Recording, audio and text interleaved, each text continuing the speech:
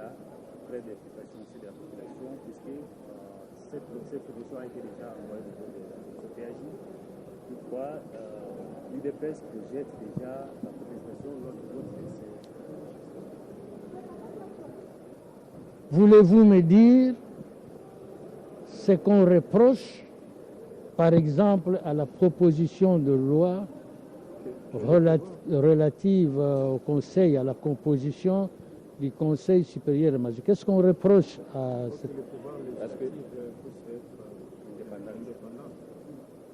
Le pouvoir législatif ou bien le pouvoir judiciaire?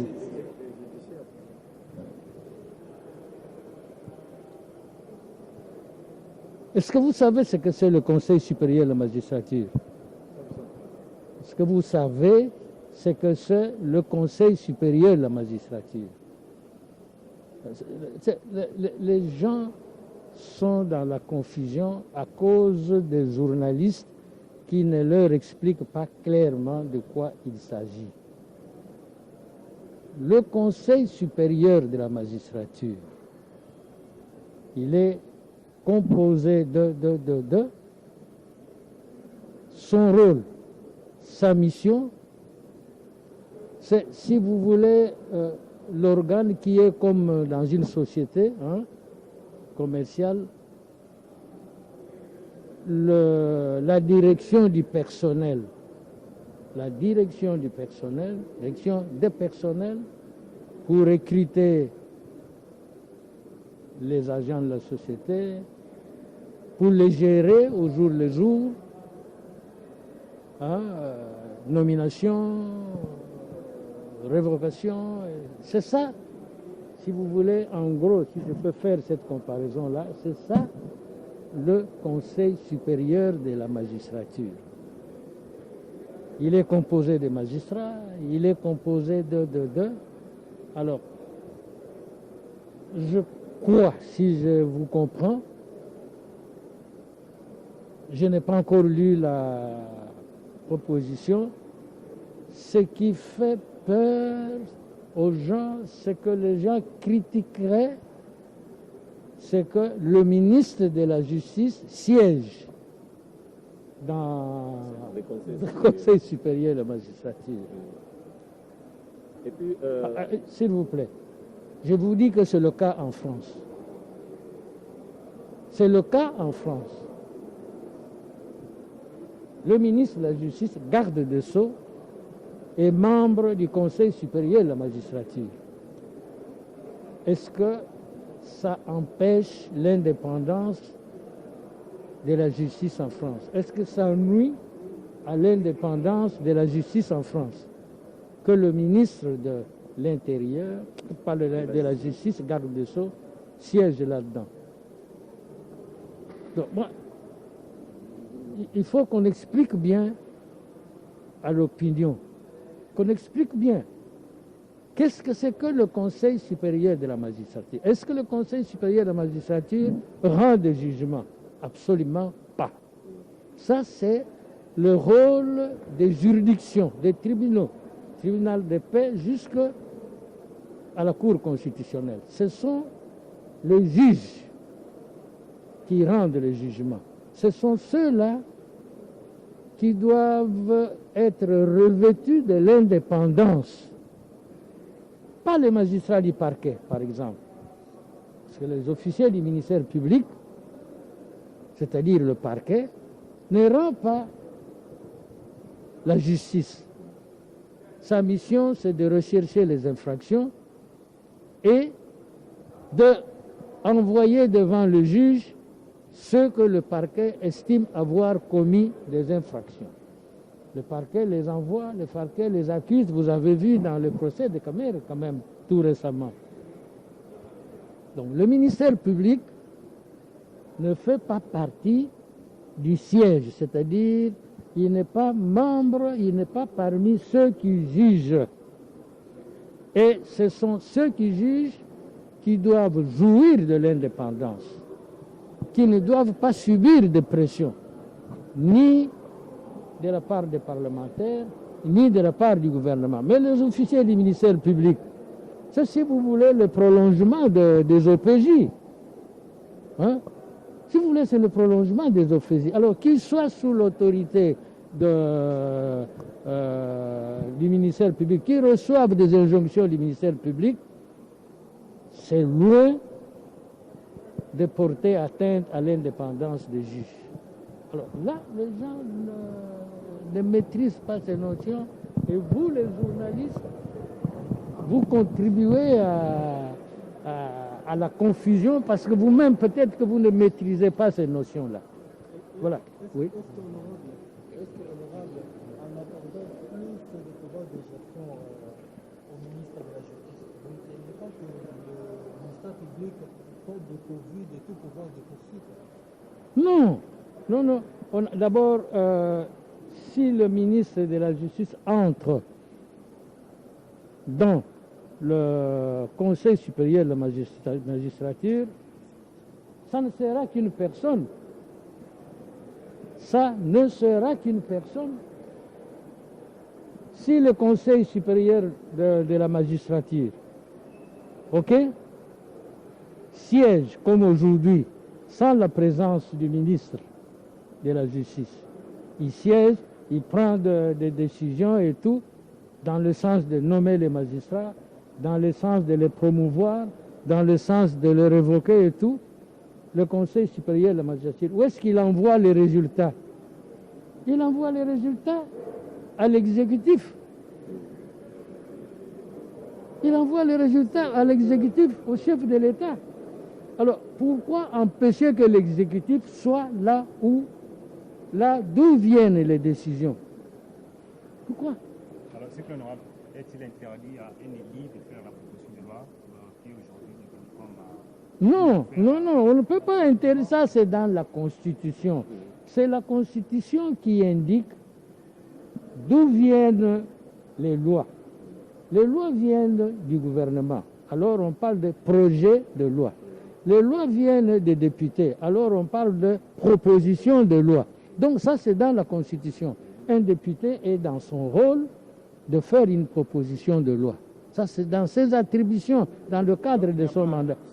Comment? Il n'y a pas entorse. Comment je vous dis, la Constitution dit comment une loi doit naître. Elle doit venir soit du gouvernement, alors on parle de projet de loi, soit des députés, alors on parle de proposition de loi. Il n'y a pas entorse. En violation de la Constitution. Permettez-moi de commencer par la Constitution elle-même. J'invite nos amis de l'UDPS et tout le peuple congolais à relire la Constitution de 2006 et la Constitution de 2011, l'article 149. Cet article est sur l'indépendance de la justice. Le pouvoir judiciaire est indépendant du pouvoir exécutif et du pouvoir législatif. Ça, ce n'est pas moi qui le dis, c'est la Constitution. Et on cite maintenant le pouvoir judiciaire qui est indépendant. On parle de la Cour constitutionnelle, on parle de la Cour de cassation, du Conseil d'État, de la Haute Cour militaire, ainsi que des cours et tribunaux militaires, civils et militaires. Mais lorsque vous lisez la Constitution de 2006, vous allez voir qu'on ajoute les magistrats de parquet, ils sont dedans. On les a retirés dans la Constitution de 2011, tout simplement parce que les magistrats de parquet relèvent du ministre de la Justice. Donc c'est très important qu'on parte de cette Constitution. Donc les trois projets de loi sous examen au niveau de l'Assemblée ne viennent pas ex nihilo. Donc ça vient pour renforcer les dispositions de la Constitution. C'est la même chose, nous sommes en droit comparé. Lorsque vous voyez le droit, la Constitution ou le système judiciaire français, belge, de qui d'ailleurs nous avons hérité beaucoup de choses, c'est la même chose. Est-ce que parce que le ministre français, le garde-sceau français a le pouvoir d'injonction sur les magistrats de parquet, la France est moins démocratique que la République démocratique du Congo? Donc les trois textes sont là pour renforcer les dispositions constitutionnelles. En quoi consistent ces dispositions? Parce qu'on pense qu'on veut renforcer le ministre de la Justice, alors qu'en réalité, on renforce le pouvoir du peuple. Je voudrais rappeler qu'aujourd'hui, au niveau du système judiciaire congolais, les magistrats constatent eux-mêmes les fautes commises par leurs pairs. Dites-moi combien de temps, combien de fois vous avez vu la Cour suprême, le Conseil supérieur de la magistrature, proposer des noms au président de la République pour révocation des magistrats qui ont commis des fautes? Combien? Vous me rappellerez que M. Laurent Désiré Kabila l'a fait. Vous me rappellerez que Joseph Kabila Kabange l'a fait. Mais ils ont forcé la main. Ce n'était pas une réunion du Conseil supérieur de la magistrature qui a constaté les méfaits, alors qu'il y a énormément de méfaits, malheureusement, de la part de nos magistrats de parquet. Alors, que disent les trois textes? Parce qu'il faudrait que le peuple sache ce qui est dans les trois textes. Je venais de suivre même sur Top Congo des gens qui posent des questions et disent qu'on est en train de violer la Constitution. Les gens ne parlent pas. Non, les trois textes disent ceci. Parce que le système judiciaire congolais est un système hybride. Il consacre, d'une part, la dépendance institutionnelle et d'autre part, ce système consacre la subordination fonctionnelle. Donc aujourd'hui, le ministre de la Justice, avec la réforme en cours, peut non seulement constater les faits, lorsqu'il y a des faits qui sont posés par les magistrats de parquet, et lorsqu'il constate ces faits, c'est de deux façons. Soit en tant qu'autorité hiérarchique, soit alors c'est par dénonciation de la population. Aujourd'hui, lorsqu'il y a un magistrat de parquet qui commet une faute, le peuple peut saisir, grâce à cette réforme, le ministre de la Justice. Souvenez-vous du ministre Vundawe, le ministre Singaoudjou. Quand il était ministre de la Justice, il y avait une boîte de suggestions, boîte à suggestions au ministère de la Justice. Donc aujourd'hui, nous rentrons dans ce système où le peuple, le pauvre, surtout les pauvres qui n'ont pas d'argent, parce qu'aujourd'hui la justice est monétisée, la justice est en monnaie les décisions judiciaires. Donc c'est possible à ce moment-là, quand il y a un méfait qui est commis, quand il y a une faute qui est commise, le peuple a le droit, grâce à la réforme en cours, de saisir le ministre de la Justice. Mais le ministre de la Justice qui constate, il ne sanctionne pas. Donc on ne donne pas beaucoup de pouvoir à ce ministre. Il transfère le dossier au Conseil supérieur de la magistrature. Ça, c'est quelque chose de très important qui est une innovation dans cette réforme. Deuxième, s'il vous plaît, je réponds aux questions qui ont été posées. Deuxième fait, par rapport à la magistrature, à l'inspectorat judiciaire. Jusqu'ici, l'inspecteur judiciaire constate seulement les faits, quand il y a une faute d'un magistrat, et transmet ces faits à l'autorité hiérarchique du magistrat qui a commis la faute. Nous rentrons dans la justice des pairs. Aujourd'hui, avec cette réforme, non seulement qu'on donne plus de pouvoir justement à l'inspection judiciaire, c'est-à-dire ils vont constater, mais ils peuvent également saisir la chambre disciplinaire de la Cour du Conseil supérieur de la magistrature. Donc, le parquet, ou plutôt l'inspectorat judiciaire, a maintenant un deuxième rôle supplémentaire. Donc, quand vous voyez tout ça, il n'y a ni violation de la Constitution, ni ajout de pouvoir au niveau du ministre de la Justice. Et j'aimerais quand même le rappeler, parce qu'on est en train de crier, ça se dit partout. Il risque d'y avoir du désordre inutilement. Il s'agit d'une loi organique en discussion. Je voudrais inviter nos amis de l'UDPS que derrière moi, il y a un agora, un lieu de discussion, un lieu de débat, où on discute de tout et de rien. La loi organique proposée par les collègues Minakou et Sakata est en train d'être discutée en commission. Elle passera à la plénière. Ils ont la possibilité de discuter de cette loi en plénière et même à la commission. Mais ça ne s'arrête pas là. C'est une loi organique. Le président de la République ne promulguera pas cette loi sans s'être référé à la Cour constitutionnelle pour en vérifier la constitutionnalité. Donc nous avons plusieurs verrous. S'il vous plaît, on ne peut pas avoir le pouvoir et en même temps être le principal opposant de son propre pouvoir. L'UDPS ne pourra pas être en même temps dans les institutions et en même temps dans la rue. Ce n'est pas le fait que nous ne réagissons pas dans la rue, que nous n'avons pas des gens derrière nous. Parce qu'on nous parle d'une majorité populaire et d'une majorité parlementaire. Qu'on fasse très attention. Nous sommes des hommes d'État. Menons le débat là où il doit être mené jusqu'au bout. Il ne faut pas faire une fuite en avant. Quand le débat commence, vous allez vers le peuple en donnant des informations qui ne sont pas vraies, je m'excuse. Honorable, ne pensez-vous pas que par cette loi qui est en discussion, voulez vous protéger. Vous voulez protéger les caciques du FCC parce que vous avez peur de la justice. Le ministre de la Justice n'aura que le droit. Il a d'abord le pouvoir d'injonction. Ça, c'est constitutionnel. Et deuxièmement, le ministre de la Justice ne peut que constater les fautes commises par les magistrats et pouvoir les transmettre au Conseil supérieur de la magistrature. Donc, il n'y a aucune procédure dans les 3 textes en vigueur qui sont en train d'être discutés actuellement qui donne le pouvoir au ministre de la Justice de refuser qu'on puisse juger un membre du FCC ou de n'importe quelle famille politique parce que nous sommes tous égaux devant la loi. La justice reste indépendante. Le principe de l'indépendance de la justice est consacré par la Constitution, mais les magistrats du parquet ne sont pas contenus là-dedans parce qu'ils sont subordonnés au ministre de la Justice. Honorable, vous avez évoqué l'exemple de la France. En France, il y a des juges d'instruction indépendants. Est-ce que cela ne peut pas être le cas pour la RDC? Parce qu'on réclame toujours que la justice est sous tutelle, le parquet sous tutelle du ministre de la Justice, et là, il y a une féodation politique. Non, je pense que d'ailleurs, lorsque vous voyez ce que nous proposons, nous, comme réforme, vous allez vous rendre compte que par rapport à ce qui se passe en France et en Belgique, les gardes de sceaux ont plus de pouvoir que notre ministre de l'Intérieur, de la Justice. Même par rapport à tout ce que nous faisons, on a même limité, on n'est pas allé au-delà pour faire ce qu'on fait en France, ce qu'on fait en Belgique. Donc ça, c'est un faux débat. Allons dans le droit comparé, vous allez vous rendre compte que dans de grandes démocraties, les ministres de la Justice ont plus de pouvoir que les nôtres, malgré la réforme en cours. Donc c'est un faux débat. S'il vous plaît, honorable, vous êtes au courant que les magistrats vont se réunir en Assemblée générale pour faire une pétition contre le texte de loi que vous voulez proposer? Je ne sais pas quels sont les magistrats. Ce sont les magistrats de parquet. Si ce sont les magistrats de parquet, je pense que nous allons nous référer à la Constitution. Je demande à tout le monde de lire l'article 149 de la Constitution, version 2006 et version 2011. Lorsque le constituant les retire justement de l'organisation judiciaire qui est sous le pouvoir de l'indépendance judiciaire, ils dépendent d'une autorité hiérarchique.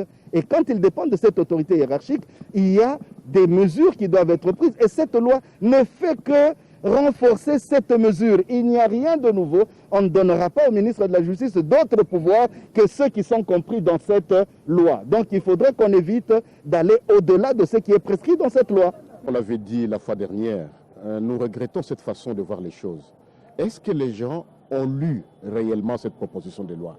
Et ce n'est qu'une proposition de loi. Il y a 3 propositions de loi qui tiennent pied de la Constitution, l'article 149 de la Constitution. Et si vous lisez réellement cette proposition de loi, elle n'a rien d'inquiétant là-dedans. Je ne comprends pas pourquoi les manifestations qui se font au niveau de l'enceinte de Parlement ont lieu. Je ne comprends vraiment pas. Et ce sont les WEWA, et tout le monde sait que les WEWA sont rattachés à l'UDPS, et nous pensons que c'est l'UDPS qui est en train d'organiser tout ça. Et nous savons qu'hier, ou avant-hier, je ne sais pas, il y a eu une réunion au niveau de l'UDPS, et ils ont même menacé, j'ai suivi moi-même sur Top Congo, le secrétaire général adjoint de l'UDPS, dire qu'ils vont assiéger la rue par rapport à l'examen de cette proposition de loi. C'est ce qui est en train fait. C'est-à-dire que l'UDPS prend la rue alors que la discussion a lieu au niveau du Parlement, de l'Assemblée nationale. Si les autres là, il y a des députés au niveau de l'UDPS, il y a des professeurs d'université de droit et tout ça, mais qui viennent débattre, qui viennent convaincre les députés par rapport à l'étude de cette loi, qu'ils amènent leur amendement. Une discussion démocratique, ce n'est pas dans la rue, mais c'est au niveau du Parlement que tout s'est fait. On ne comprend vraiment pas cette façon d'agir. Leur inquiétude est autour de 2 points. Le premier, c'est la participation du ministre de la Justice au Conseil supérieur. On ne refuse pas tout ça. Deuxièmement, selon certaines langues, que les FCC voulaient contrôler la justice. Mais on ne refuse pas tout ça. Mais la discussion va se passer où? Dans la rue. Lorsqu'un député prend son initiative comme député, nous, notre première fonction, c'est légiférer. Les députés Minakou et le professeur Sakata ont pris cette initiative de proposer une loi à l'Assemblée nationale. La discussion, ce n'est pas dans la rue, c'est dans le Parlement qu'ils viennent convaincre les députés par leurs propositions. Ce n'est pas dans la rue. En tout cas, ça, ce n'est pas une façon de... En tout cas, comme vous l'avez dit la fois dernière, nous commençons à observer un recul de la démocratie. Hein, mais nous n'allons pas accepter ça. Nous, comme parlementaires, nous allons continuer. Vous voyez, par exemple, maintenant qu'ils sont en train de manifester dehors, mais la commission PAJ continue à travailler sans désemparer. Et cette proposition de loi a déjà été déclarée recevable par l'Assemblée plénière. Je crois que maintenant, les députés sont en train d'amener leurs amendements. Et nous allons voter la loi, elle va passer. Si il continue à voir les choses dans la rue, nous allons continuer comme parlementaires à faire notre travail, comme parlementaires. Voilà. S'il y a insécurité, mais qui doivent répondre à cette insécurité-là? Il y a un gouvernement, il y a un ministre de l'Intérieur qui doit répondre. Et d'ailleurs, voilà pourquoi vous dites non, pourquoi est-ce qu'on appelle le ministre de l'Intérieur? Mais maintenant, qui est responsable de tout ce qui s'est passé là-bas? C'est le ministre de l'Intérieur. Donc s'il y a insécurité, c'est sur le dos du ministre de l'Intérieur. C'est sur le dos du gouvernement, ce n'est pas l'Assemblée. Nous sommes en train de faire notre travail. Vous nous trouvez ici à l'Assemblée nationale. La commission PAJ travaille sans désemparer sur ces lois-là, au lieu vraiment d'amener les badauds autour de l'enceinte du Parlement, que les députés UDPS, les députés CACH, ou tous les autres députés du FCC, je ne sais pas, qui ont des amendements, qui viennent nous convaincre les députés. Les députés ne sont pas, nous ne votons pas de manière mécanique, il faut nous convaincre. S'ils ne font pas ça, nous allons voter cette loi-là. Voilà. Mais ce n'est pas leur fonction. Les magistrats qu'ils attendent, c'est nous qui sommes habilités à faire des lois. Donc ça, c'est vraiment la confusion totale. Je ne sais pas si nous allons vers une république bananière. Que chacun fasse son travail. Il faut laisser au Parlement de faire son travail. On allait voter un jour ici, ils sont venus barricader. Maintenant qu'il faut voter des lois, ils viennent encore barricader. Qu'est-ce qu'ils veulent finalement? Voilà. C'est moi qui vous remercie.